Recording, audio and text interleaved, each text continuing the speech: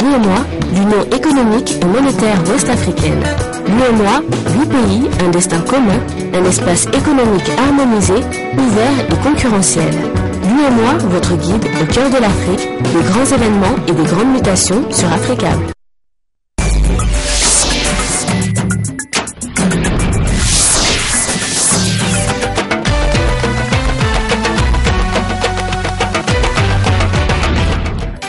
Merci de nous rejoindre sur Africable Télévision. Bienvenue à ce rendez-vous de l'actualité. Voici les titres.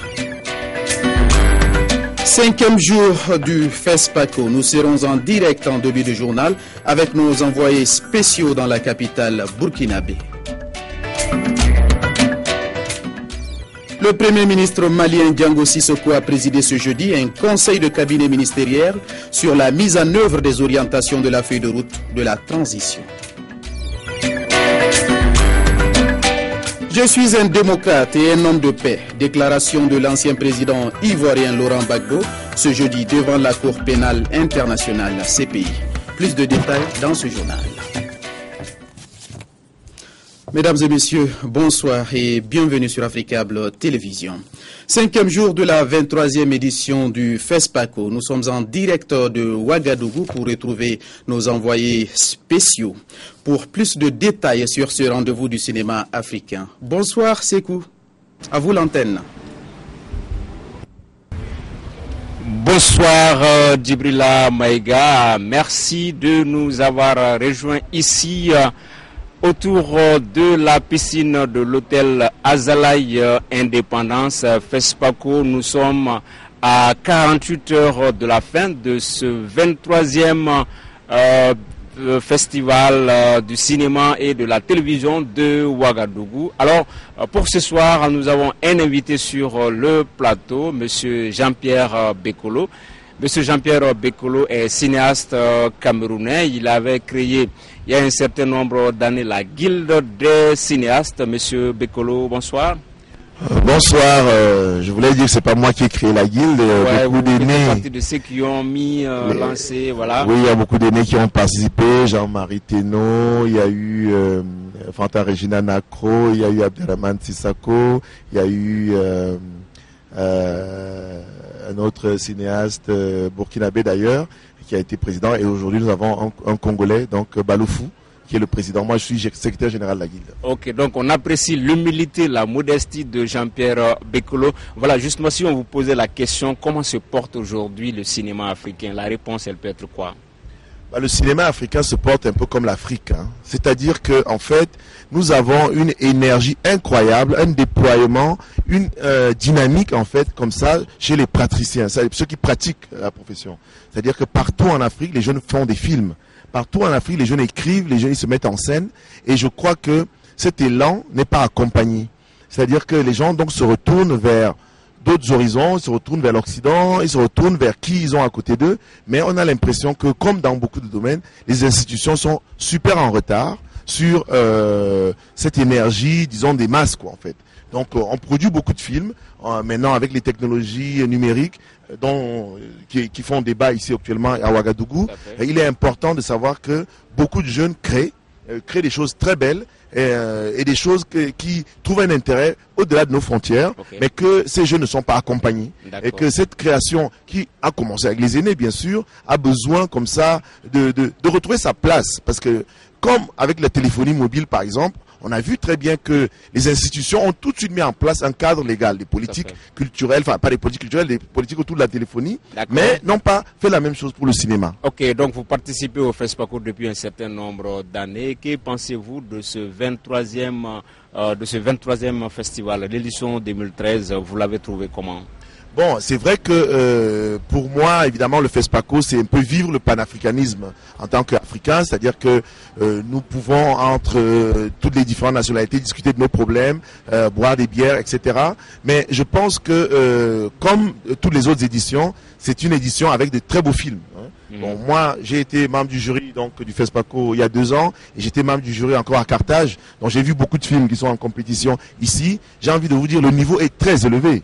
contrairement à ce qu'on dit. Et puis il y a quantitativement beaucoup de films. D'accord, vous avez couru les salles de projection au cours de cette édition 2013. Un petit pronostic déjà, est-ce qu'il y a une œuvre qui vous a tapé dans l'œil? C'est vrai, le résultat ce sera samedi prochain, mais vous, est-ce que plus ou moins il y a certains films qui sortent de l'ordinaire? Bien sûr, bon, je ne sais pas si je dois donner des noms ici, mais je pense qu'il y a des très beaux films. Et il y a des films comme P aujourd'hui de Alain Gomis, qui est du Sénégal, qui est un super concept de cinéma. Je ne sais pas si je dois raconter à la télévision, mais c'est l'histoire de quelqu'un... Ça ne va pas influencer le jury. Quelqu'un qui sait qu'il va mourir, apparemment il connaît l'heure et le jour, et donc il part dans une espèce de déambulation comme ça, mais c'est vraiment un concept cinématographique. Ok, d'accord, sinon que vous-même, vous venez de sortir un nouveau long métrage, c'est ça, qui s'appelle Le Président. Le Président tout simplement, est-ce que vous pouvez nous en parler très brièvement, M. Bekolo? Bon, j'ai fait un film effectivement qui s'est terminé il y a à peu près 2 semaines, juste avant le FESPACO, et c'est un film effectivement intitulé Le Président.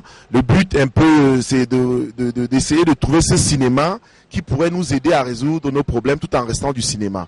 C'est-à-dire qu'on a parlé des réseaux sociaux, de Facebook et toutes ces choses qui ont fait partir des présidents. Nous avons chez nous des présidents qui ne veulent pas partir. Alors, je trouve que nous vivons un peu comme ça, comme une humiliation d'une espèce de manque d'alternance comme ça, et où on se dit, bon, en tant que cinéaste, qu'est-ce que nous pouvons nous faire? Évidemment, tout ce que nous avons, c'est le cinéma, et le cinéma doit presque s'inventer, se réinventer pour trouver, disons, la forme idéale qui nous permettrait un peu de partager finalement nos angoisses, nos inquiétudes, et surtout toutes ces choses, ces frustrations qui, en fait, que vive le peuple au quotidien. Le Président, voilà, donc ce sera très bientôt sur les écrans en Afrique et puis un peu partout à travers le monde. Vous allez rester avec nous, Monsieur Bekolo, le temps juste de lancer ce élément. Notre reporter Gabriel Magma Konaté s'est intéressé à un des métiers du cinéma, le costumier. Il a rencontré un costumier qui parle du rôle de ce métier dans la chaîne de production cinématographique. Nous l'écoutons, Sidi Diabaté. Le costume permet de finir tout ce que le réalisateur a peaufiné autour des personnages qu'il voudrait bien faire, à travers lesquels il veut faire passer son message. Donc le costume, en quelque sorte, c'est lui qui peut quand même arriver à situer le spectateur dans le rôle de chacun à travers son jeu. Vous avez déjà élaboré les costumes sur d'autres films maliens? À travers d'Amazon, la conquête de Samayana, j'étais assistant réalisateur avec Kandjoura, mon aîné, Kandjoura Koulibaly. Ensuite, j'ai été chef costumier sur les concessions, et avant de le faire également sur le Toile d'Araignée. Voici les 3 films sur lesquels j'ai participé en tant que costumier. Et que pensez-vous de l'avenir du costume dans le cinéma africain? Tant qu'il y aura du cinéma, il y aura du costume. C'est comme tant qu'il n'y a pas de cinéma sans photo, il n'y a pas de cinéma sans costume. Le costume, comme je l'ai dit, c'est ce qui donne un caractère à un personnage donné, ce qui précise les différents personnages, et c'est le jeu qui suit et qui fait le reste. Est-ce que le costume nourrit son homme dans le cinéma africain? Nous pouvons dire aujourd'hui que le cinéma africain a besoin de faire beaucoup plus d'assistance aux autres arts et métiers. On ne peut pas dire que le costume nourrit son cinéma quand on ne fait qu'un long métrage chaque 2 ans. Donc il faut beaucoup de films pour que le costumier s'en sorte. Comment devient-on costumier? On devient costumier par amour. On devient costumier par vocation, on devient costumier par son talent. Donc c'est tout un ensemble de dispositions d'esprit pour aller à la chose du costume. Vous créez ou bien vous prenez les habits n'importe comment? Comment vous faites le travail? Le travail se fait à partir du scénario. Le scénario mis à votre disposition que vous aurez découvert, que vous aurez lu, compris, et en ce moment vous faites vos choix de costume. Si ça nécessite des créations, vous créez le costume. On te dit par exemple, ce personnage c'est un personnage étrange. Donc pour qu'il soit réellement étrange, son assorti qui est le costume doit être pensé. Voilà, le costumier Sidi Diabaté, interrogé par notre reporter Magma Gabriel Konaté. Africable Télévision, au cours de ce 23e FESPACO, s'est intéressé aux métiers du cinéma, les métiers du cinéma, du scénariste au réalisateur, en passant par tous les autres maillons. Ainsi prend fin ce numéro du spécial FESPACO à Ouaga. Nous recevions pour vous Jean-Pierre Bekolo, cinéaste camerounais qui vient de mettre sur le marché, sur les écrans très prochainement, le président. Avec lui, nous avons parlé de sa vision sur le FESPACO 2013. Merci de l'avoir suivi. On se retrouve demain sur ce même plateau avec un autre invité et d'autres actualités du FESPACO. À demain, Djibril Amaïga. Nous étions en direct de Ouagadougou, la capitale burkinabé. Merci Sekou et merci à toute l'équipe. On espère vous retrouver demain pour une autre édition du journal FESPACO. Dans le reste de l'actualité, fin ce jeudi à Yamoussoukro en Côte d'Ivoire du 42e sommet ordinaire des chefs d'État et de gouvernement de la CEDEAO. La rencontre a débouché sur plusieurs recommandations. Et comme il fallait s'y attendre, le président sortant Alassane Ouattara a été reconduit à la tête de la CEDEAO. Voici sa déclaration à l'issue de ce sommet. Je vous propose de l'écouter. Il est au micro de notre envoyé spécial, Doria Yedou. À l'occasion de ma prise de fonction à Abuja en février dernier, j'avais indiqué clairement que mon mandat, pour moi, devait être consacré au renforcement de l'intégration et à encourager le processus politique pour avoir une sous-région en paix. Évidemment, les questions de sécurité au Mali et en Guinée-Bissau ont pris le pas sur ces ambitions. Maintenant que ces questions sont à peu près bien engagées en matière de résolution, nous allons nous tourner à nouveau vers des objectifs économiques et politiques. Comme son nom l'indique, la CEDEAO est d'abord une communauté économique. Nous voulons renforcer ce contenu avec le renforcement de la démocratie, de l'état de droit dans chacun des pays. Et donc la CEDEAO s'impliquera beaucoup plus rapidement et directement en matière de processus électoral dans les États.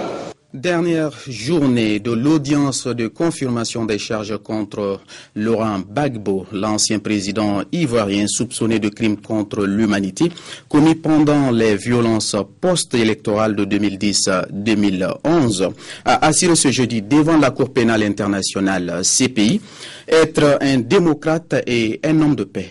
Nous l'écoutons. Nous avons besoin de la démocratie, madame. Mais la démocratie, ce n'est pas seulement le vote. C'est qui dit le vote, qui dit le résultat du vote. C'est ça aussi la démocratie. Quand on s'en va prendre une nuit, le président du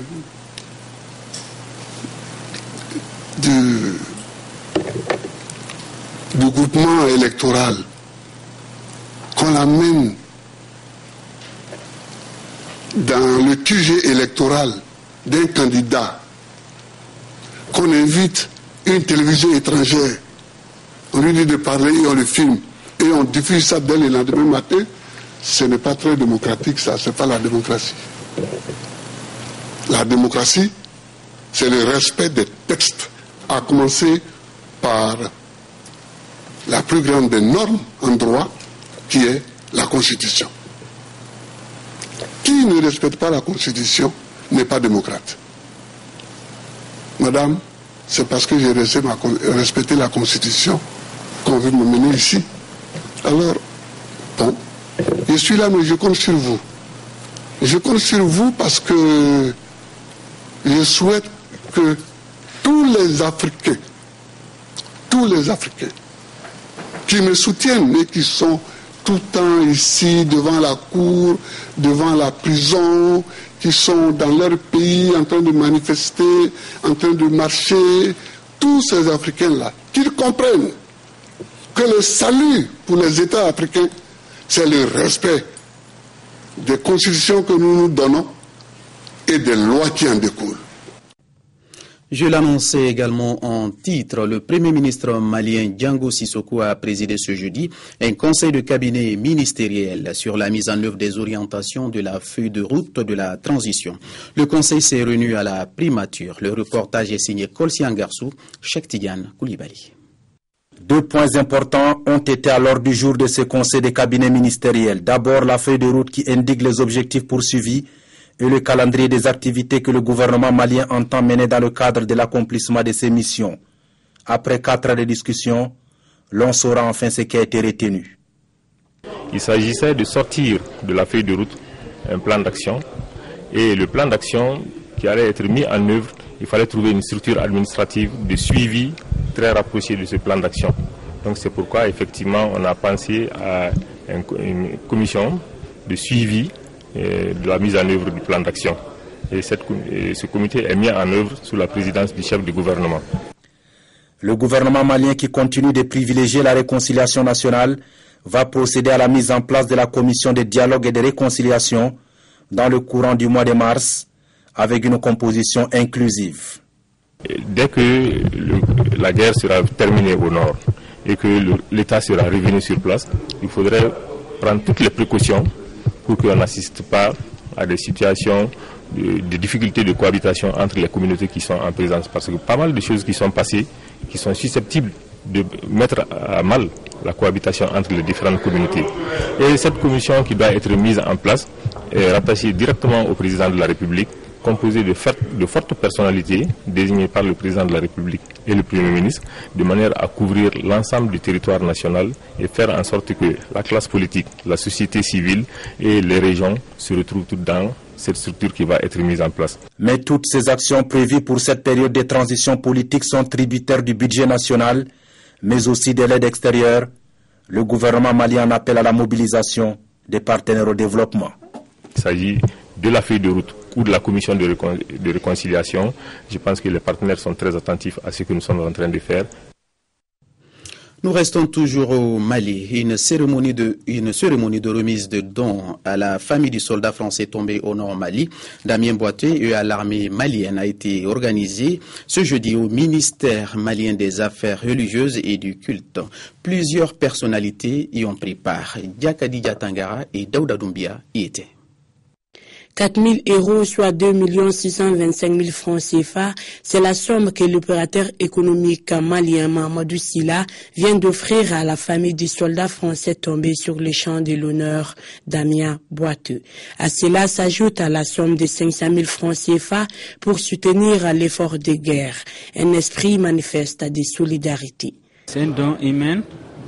Depuis que le premier jour de l'intervention française, quand j'ai entendu qu'il y a un soldat français qui est mort, qu'il a un enfant, moi j'ai tout de suite pensé à l'enfant là. Comment cet enfant là va vivre sans son père? Je me suis dit que est-ce qu'il n'est pas mieux que de faire un geste à cet enfant là? C'est ça qui m'a poussé à faire ces dons là.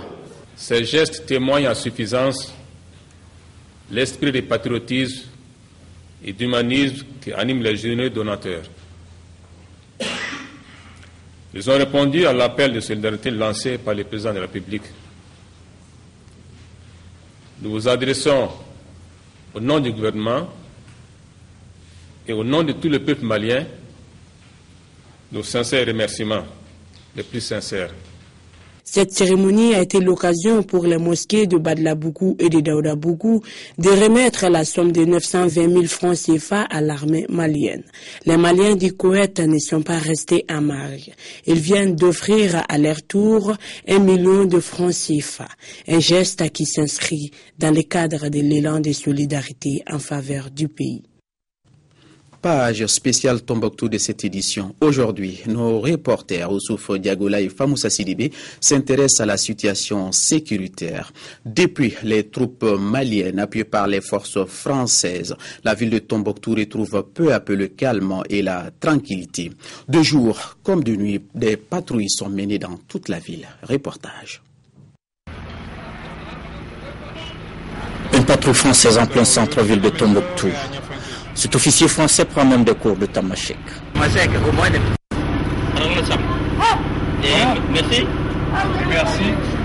Argentine. Alors, et si je veux dire au revoir, l'armée française cantonnée à l'aéroport de Tombouctou a passé la main à l'armée malienne. À Tombouctou Intramuros, l'occupation islamiste fait maintenant partie totalement du passé. Les islamistes en fuite ont laissé mines et autres explosifs dans les écoles, les services et autres lieux publics comme la mosquée Sankoré. Kéba Sankaré est colonel de l'armée malienne. Il est le commandant de la 5e région militaire. Il est en charge de la sécurité des biens et des personnes de la zone la plus vaste du pays. L'officier nous explique en exclusivité le système de sécurité qu'il a mis en place. Depuis notre première arrivée, avec le soutien de la commotion du génie de l'armée française, on a pu faire des journées de ratissage dans les endroits qui avaient été occupés par les djihadistes.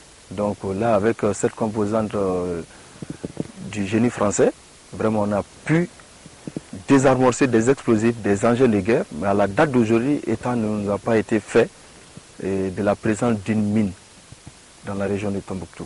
Mais nous pensons quand même qu'il est toujours bon d'être très prudent.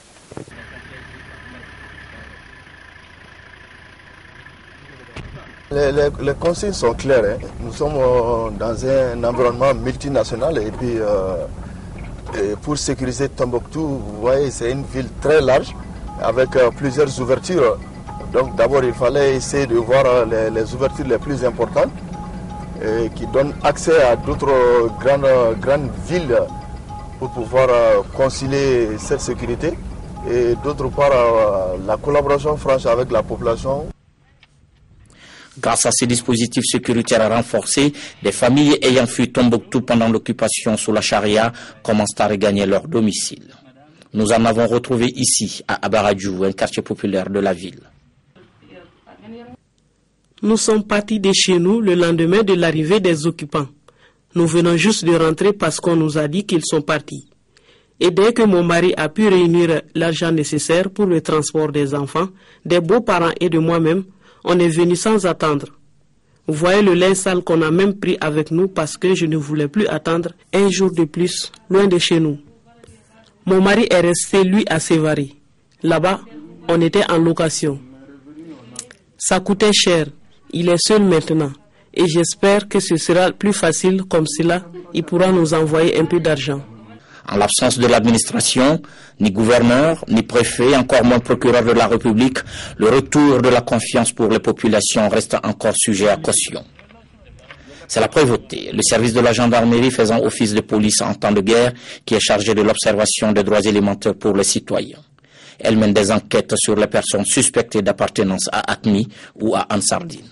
La brigade de gendarmerie dirigée par le colonel Noumogo est présente partout dans la ville. Au checkpoint, dans les patrouilles des armées maliennes et françaises, et en ville pour mieux rassurer les citoyens. Ainsi, chaque jour qui passe est une victoire pour la sécurité et la tranquillité des habitants de Tombouctou, la mystérieuse. C'est un reportage signé de Oussouf Diagola et Famoussa Sidibé. L'actualité sur un tout autre plan avec le barreau sénégalais qui s'agrandit. Des jeunes avocats viennent d'être inscrits au tableau de l'ordre des avocats. Ils sont ainsi des avocats pleins. Ils ont été intronisés ce mercredi 27 février lors de la rentrée solennelle de la conférence du stage. Une cérémonie pendant laquelle le bâtonnier de l'ordre des avocats, maître Alioune Badrafal, a plaidé pour une loi juste appliquée par une justice indépendante. Le reportage de notre bureau de Dakar, Louise Tina Sagna, Souleymane Anne et Antoumar. Le barreau sénégalais s'agrandit. Après 3 ans de stage, ces jeunes sont maintenant libres d'exercer la fonction d'avocat à l'occasion de la rentrée solennelle de la conférence du stage. À cet effet, le bâtonnier du Sénégal, maître Alioune Badrafal, soutient que notre pays a besoin d'un barreau fort et libre pour renforcer l'état de droit, pour engager l'œuvre de modernisation de la justice. Il ne pourrait être concevable que la plus petite entrave soit faite à l'accomplissement de la défense, sous toutes ses facettes, mais il ne sera point admissible qu'elle s'écarte de sa substance, qu'il m'échoit de préserver sur nos terres et ailleurs. Ce jour est de communion de la défense, âme du procès qui en assure l'équilibre, précieux à sa légitime nécessité de rendre justice aux uns et aux autres. Conscient de l'importance des avocats dans un pays, le chef du gouvernement sénégalais nourrit un espoir colossal pour que notre pays demeure un état de droit. Monsieur le bâtonnier, en choisissant d'impliquer le gouvernement à cette traditionnelle manifestation du barreau du Sénégal, vous administrez la preuve, si besoin en est, de votre foi dans la dynamique de complémentarité des parties prenantes au service d'une bonne gouvernance judiciaire. Et permettez-moi, à mon tour, de vous dire tout le respect que Monsieur le Président de la République, moi-même et l'ensemble du gouvernement nourrissons à l'endroit des avocats pour leur rôle crucial dans le renforcement de l'état de droit et des institutions dans notre pays. La traditionnelle rentrée solennelle de la conférence du stage a vu la participation de bâtonniers d'Europe, d'Amérique et d'Afrique. Nous restons toujours au Sénégal. Le Conseil national du patronat et la responsabilité sociale des entreprises ont tenu une rencontre de sensibilisation sur l'importance de la RSE dans les activités entreprises. Les secteurs banque, assurance, technologie de l'information et de la communication ont constitué les cibles de cette sensibilisation. Reportage signé Mamadou Dieye et Mbendambaye. Une entreprise consciente des préoccupations de son environnement et les prend en compte dans son agenda des activités est une entreprise qui s'inscrit dans une démarche RSE, responsabilité sociétale des entreprises. Tout chef d'entreprise doit être conscient de la responsabilité sociétale des entreprises. Nous ne pouvons plus que tenir des propres intérêts de l'entreprise des actionnaires. On peut, avec une démarche RSE, améliorer la productivité de l'entreprise. On peut également impacter sur les charges d'exploitation. Une entreprise qui déciderait de se lancer dans une démarche environnementale permettrait de réduire notamment les consommations d'électricité, les consommations de papier, les consommables. Une entreprise qui se lance dans une démarche RSE est une entreprise qui a une fibre sociétale et donc qui accepte de contribuer aux côtés des pouvoirs publics et de l'État au développement de ce pays. C'est pour sensibiliser les entreprises des secteurs banque, assurance et technologie de l'information et de la communication que RSE Sénégal et le patronat initient cette rencontre. Pour certains de ces établissements, la charte RSE est déjà en vigueur et constitue plus qu'une démarche communicationnelle. La RSE, plus qu'une posture de communication, est intégrée dans notre stratégie au quotidien. Et donc cette stratégie nous conduit à allier notre ambition économique, donc de développement et de croissance de notre activité, et de l'éthique pour pouvoir préserver justement cet environnement. Ce qui est donc attendu de cette rencontre, c'est une meilleure considération de la RSE et son appropriation effective par les entreprises, pour le seul souci du développement durable. Nous poursuivons avec l'actualité au Vatican avant de refermer cette édition. C'est une journée inédite, historique pour l'Église catholique. C'est aujourd'hui que Benoît XVI va renoncer au trône de Saint-Pierre. Ce soir, le souverain pontife deviendra sa sainteté Benoît XVI, pape émérite.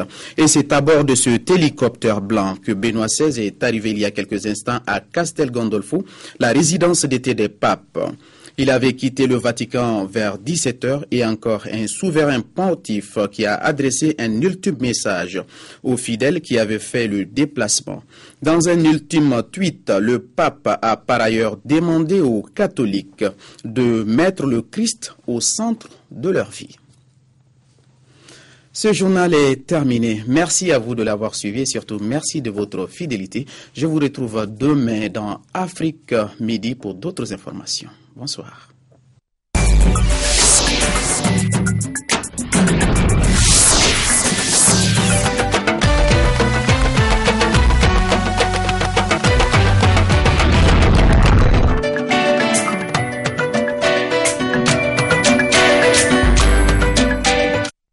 L'UEMOA, l'Union économique et monétaire ouest-africaine.